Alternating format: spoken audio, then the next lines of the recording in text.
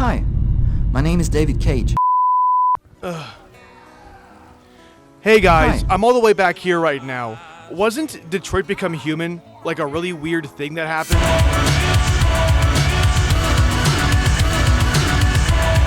My name is David Cage. I'd like you to meet my friend Bob.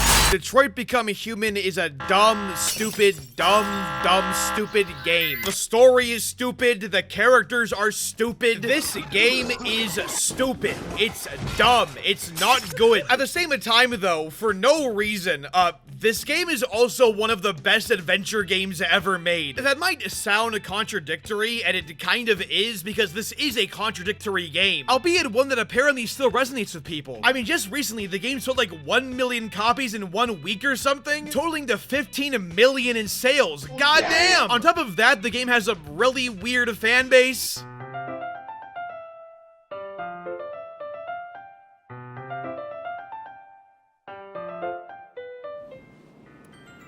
You fucking with me, right? I don't know how that happened, but point is, the game did something right at least to gain its following. But before I get ahead of myself, first a history lesson. Detroit Become Human was the brainchild of David Cage. Hi, my name is David Cage. The man who invented the phrase, "He wants to be Kojima so bad, bro." He's like the real-life manifestation of Garth Marenghi. Where a linear writer needs to deal with time and space, I need to deal with time, space, and possibilities. All I do is sit down at the typewriter and start hitting the keys. Getting them in the right order, that's the trick. That's the trick. Starting his career with Omicron, the Nomad Soul, a game that, Take us to the edge of time. yes, that is in fact David Bowie. Astaroth created the video game called Omicron.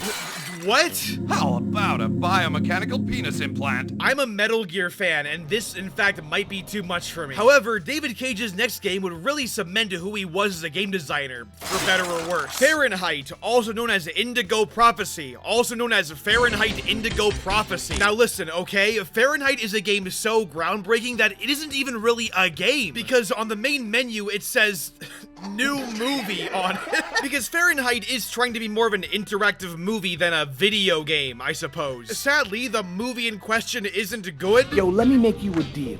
I'll play you a game of b-ball for your $100. Because it's amazing. That's what can happen if you don't have good reflexes. This is a game that Low Taper Luently has David Cage coming out to tell you. Take care of your character. Otherwise, you may fall into depression, madness, or even commit suicide. Except the game's tackling of mental health looks like this.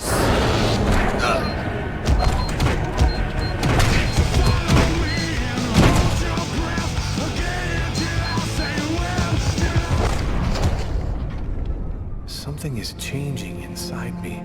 I'm stronger and quicker. Let's talk about your mental health. Quantic Dream's next big game, however, would be their first real big hit. Heavy Rain was a game that felt and looked like a movie, but it was a game. At one point, this was one of the greatest games ever made. Jason! Jason! Jason!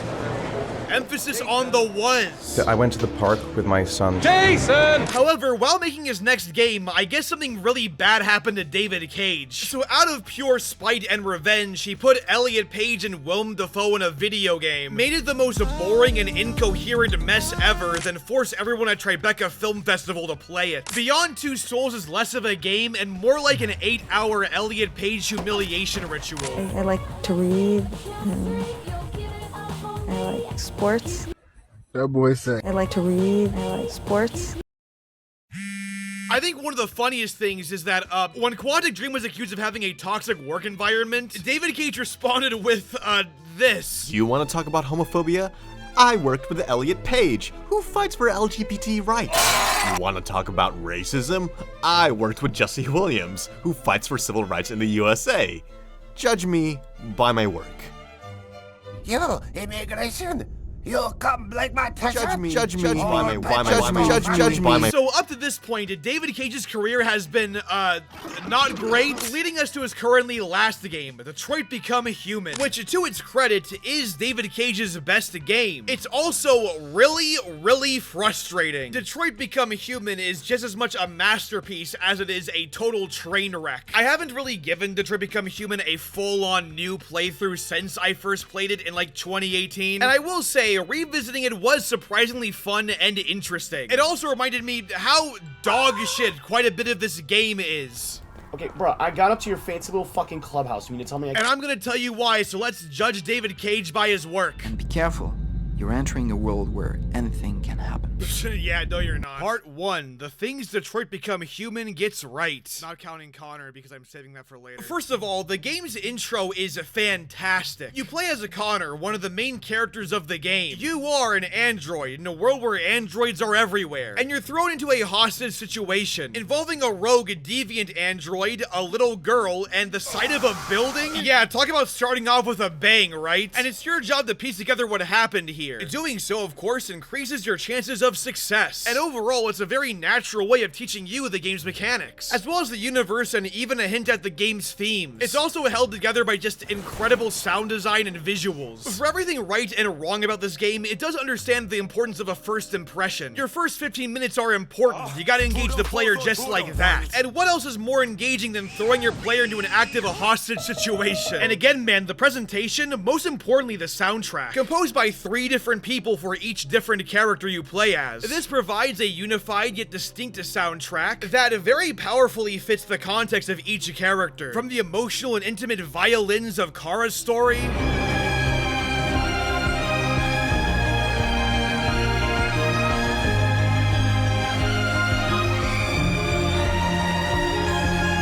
to the bombastic yet uplifting war tunes of Marcus's story,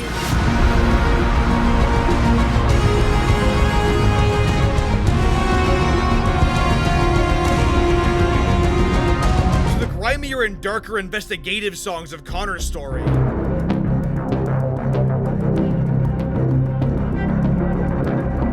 Say what you want about this game being a too movie-like or whatever, but let's admit it, this game nails its presentation. Another good thing about Detroit is the choice system in the game, because unlike other games that I've talked about, Detroit Become Human actually has choices that do indeed matter. In fact, they kind of went a little too overboard with it. In fact, the intro hostage part alone, goddamn dude, not only can you fail this segment, but you can also succeed this segment in multiple different ways. And how you do also bleeds over into one part of the game way later. Characters can die, you can die, and technically there are so many endings that people still don't know how many there actually are. This is, by the way, in a genre where most of the time your endings are just dictated on a last-minute choice. These assignments don't matter.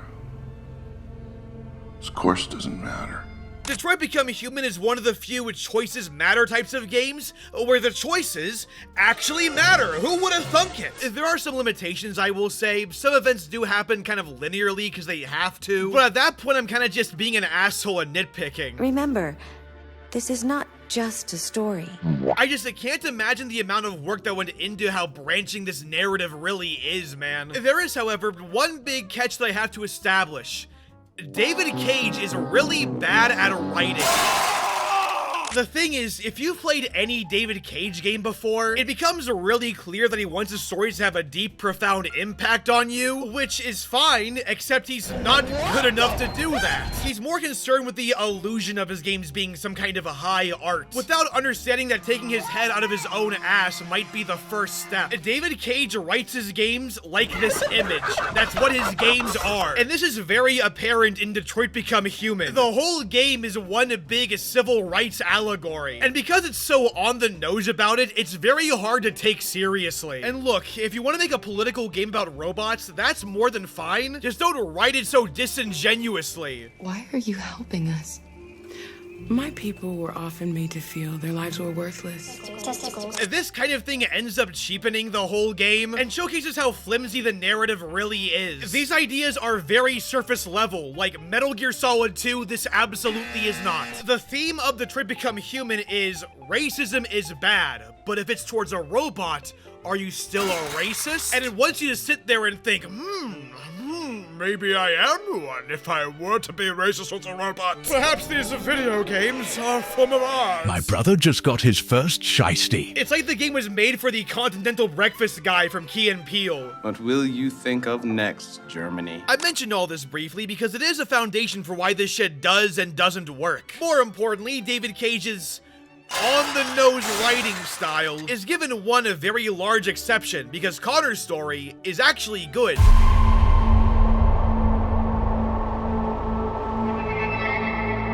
Connor's story is the part everyone likes, and I agree, because Connor's story alone is one of the best adventure games I've ever played. And the only flaws are mostly because it kind of has to tie into the rest of this shitty-ass game. And Connor's story, honestly, maybe should have just been the whole game, because it is stupidly good. So here's the rundown. Connor is a detective android sent by CyberLife. This guy is hunting down deviants who are killing their owners and shit. Helping alongside him, though, is a human detective, Lieutenant Hank Anderson, a total asshole and android hater and played by Mr. Krabs. Sadly, though, he's teamed up with one. It's good to see you again, Lieutenant.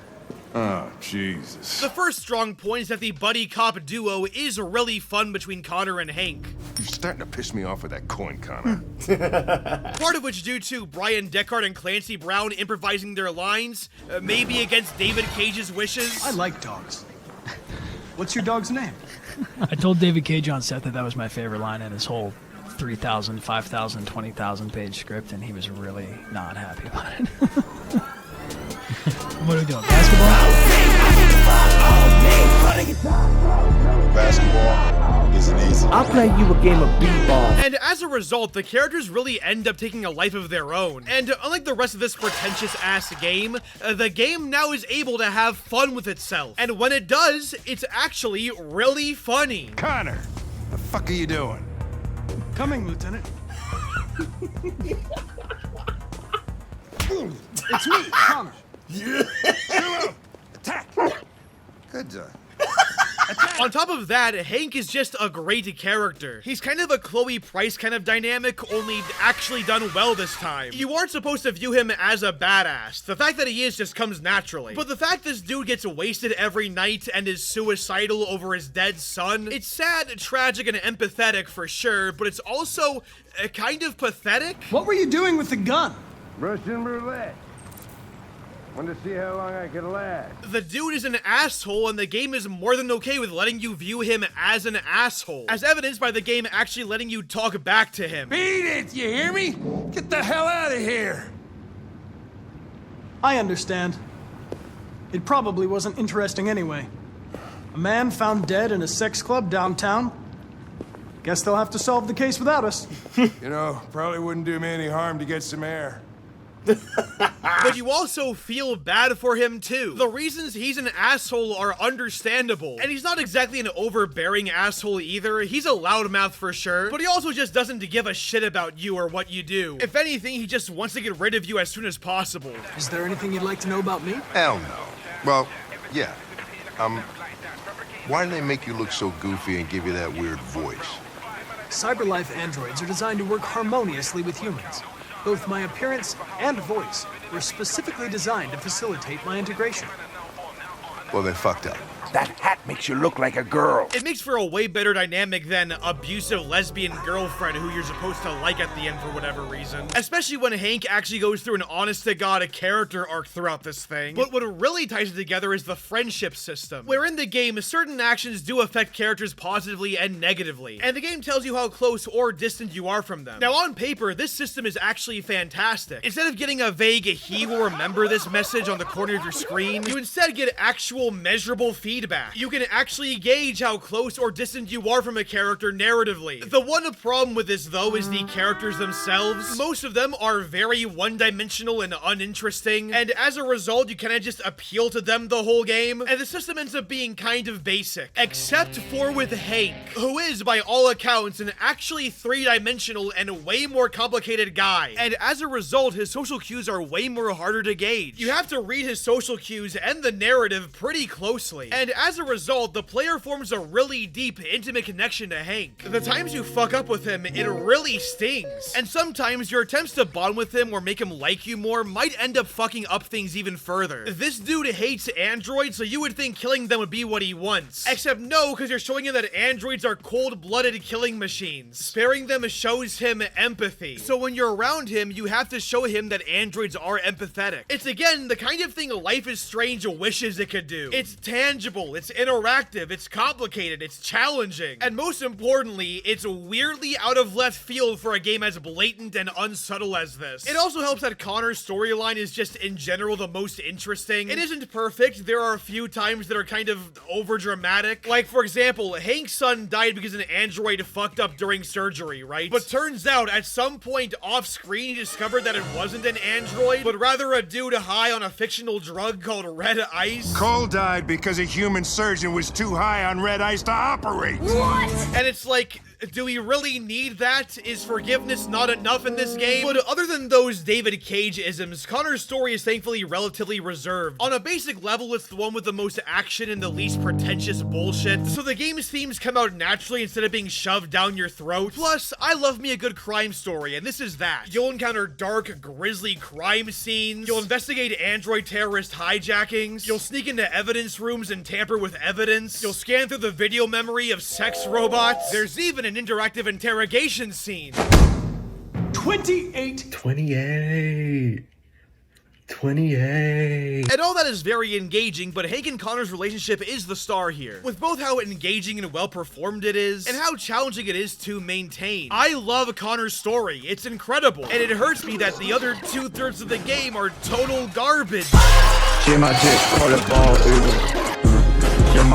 Now, Kara is interesting because she's the reason the game even exists in the first place. As right before David Cage threatened to drop Beyond Two Souls on the world, Quantic Dream dropped a PS3 tech demo called Kara, meant to showcase the PS3's graphical abilities. So Kara was pretty much the first character made for the game, which is weird because her story is the one that feels the most like an afterthought. So to summarize, Kara's story follows, Kara, who was bought by a deranged and abusive single father. And by the way, not that it's important, but his name is Todd, of course it is. And I'm getting really sick of guys named Todd. But after quickly forming a mother-like bond with his daughter Alice, and realizing this dude has a history of breaking androids. Fuck this fucking mini oven I bought from a crackhead for $5 and doesn't work.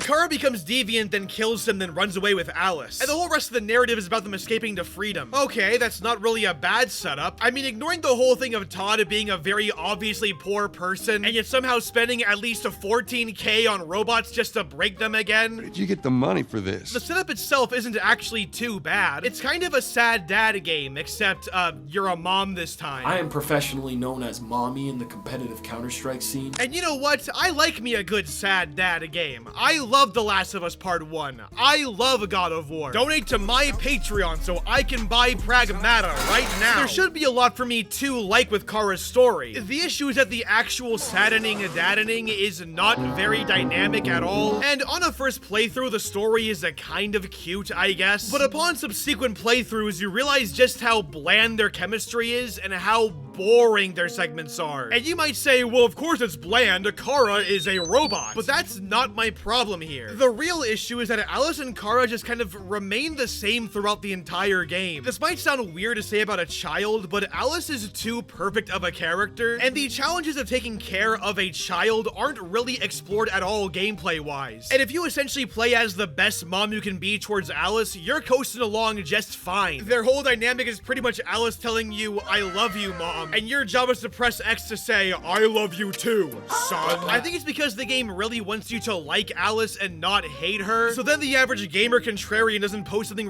on the Steam discussion page. I just wanna catch my fish, drive my truck, drink my beer, fuck my sister. But here's kind of the unfortunate truth. Kids are fucking annoying. That's the kind of part of the point of parenting. You're teaching this little person how to be a good person. And that little person can also teach you some things as well. I'm not saying Alice has to be a brat when I'm bumping that. Now I want to hear my track. Are you look at both The Last of Us and A God of War. Both Ellie and Atreus get on the main character's nerves at multiple points. And both characters are also very, very well defined. And they have developments of their own that are very interesting. The exception, of course, being if your character is a literal infant. Goo goo gaga. And the thing is, the game is capable of complicated relationships. Connor and Hank are right there. So the Kara story kind of holding back and making the dynamic so bland is very much missed potential. Now you could say I'm being mean towards a fictional abuse victim here. You should be dead! And because she is a victim of domestic abuse, that's the reason Alice doesn't open up, which would be acceptable if Alice, you know, opened up as the game went along, but she doesn't. She kind of just remains the same the entire game. And a lot of Kara and Alice's story is focused on other things that don't really matter that much. Like this entire mansion sequence with this one guy who tears apart robots and mutilates them, in which this game about robot sentience explores one of the deepest themes I have ever seen. That theme being, if robots were alive and could think and became human, wouldn't it be really bad to mutilate them? And the answer is yes. Yes, it would be. You gotta love how David Cage's idea of emotional storytelling is ripping off Toy Story 1. The only plot relevance this scene has is explaining how you meet the character of Luther, a character so important that I almost forgot he was in the game until I replayed it years later. Again, a lot of Kara and Alice's story is so underdeveloped, it feels like it's an afterthought, which is weird because, again, Kara was the first character made for the game. The only explanation for a lot of these shortcomings is that this is a David Cage game, which, you know what? Fair enough. Judge me by my work. That shit is fucking trash, dog. Get the fuck off the airwaves. But the absolute worst thing about Kara's story is the twist. Yes, there is a twist involving Alice, and it is one of the worst twists I have ever seen. You see, late in the game, it's revealed that Alice is not a human at all, but was rather an android like Kara the entire time. So first of all, where does Todd get the money for these androids? It's established early on that androids aren't cheap. They're like 7K a piece. And you know, Todd being able to buy 2 androids was kind of pushing it, but okay, whatever. He spent a long time saving up the money to buy a replacement for one he broke. Alright, whatever. But the fact this dude spent another 7K for a little girl robot with no function other than to abuse her and have her roleplay as his daughter, at the expense that the dude is now 21K or so in debt? Can't get a job, take care of his family? You ain't nothing but a broke boy, boy, boy, boy. It turns Todd from an abusive monster into a massive fucking loser. I know what you're thinking. You think your dad's a lowlife.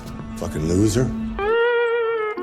Which you can argue is part of the point, but I don't think David Cage wants me to be laughing at this guy. Maybe I'm being too hard on the game, though. I mean, abusive people with anger issues are massive fucking losers anyways, so you know, David Cage did get that on the money, I guess. But this twist also ruins the themes of Kara's story. Up until this point, the theme was pretty much Kara's a better mother than the actual humans are, and Alice being a human kind of cements that. It could have been a really powerful story about human versus android empathy, and is there really a difference between them? But the twist of Alice being an android just throws that out of the window. It throws away a really interesting philosophical question, because who's to say now Kara and Alice aren't just the perfect mom and child now, because they're essentially just 2 ChatGPTs talking to each other. Looking forward to it. Take care. Off. You too. Take care. You too. Take care. Turn it off. Take care. You too. Thanks. You're welcome.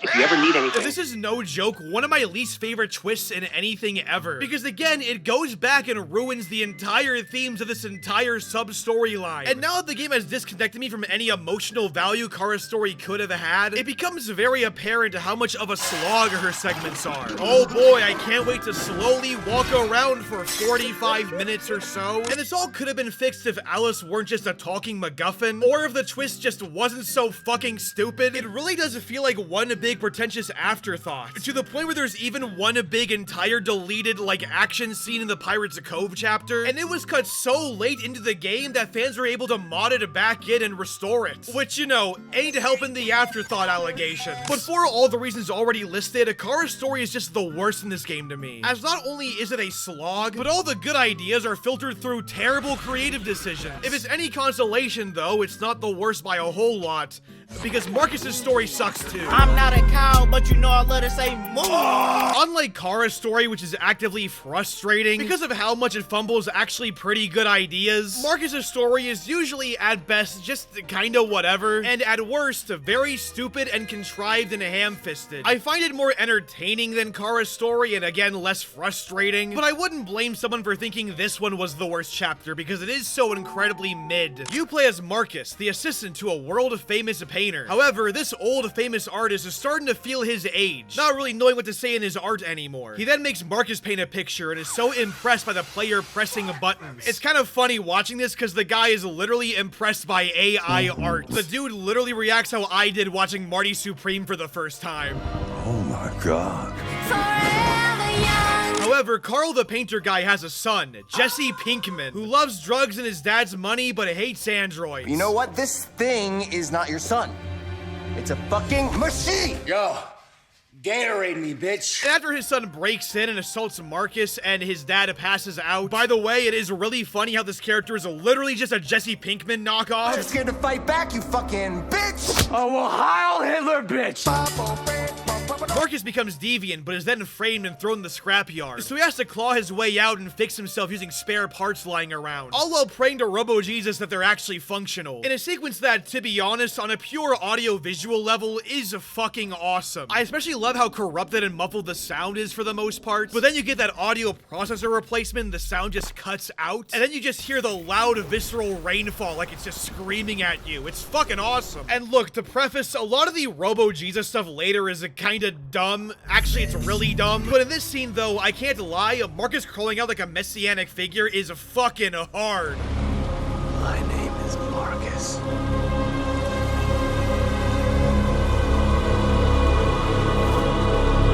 I immediately said, I fucking love it. But then, shortly after this, the story becomes about Marcus finding Jericho, a safe haven for deviant androids, and then leading the people of Jericho on a robo-resistance, in which the story becomes the most pretentious thing ever. Marcus quite literally becomes Robo-Jesus MLK, and it's fucking stupid.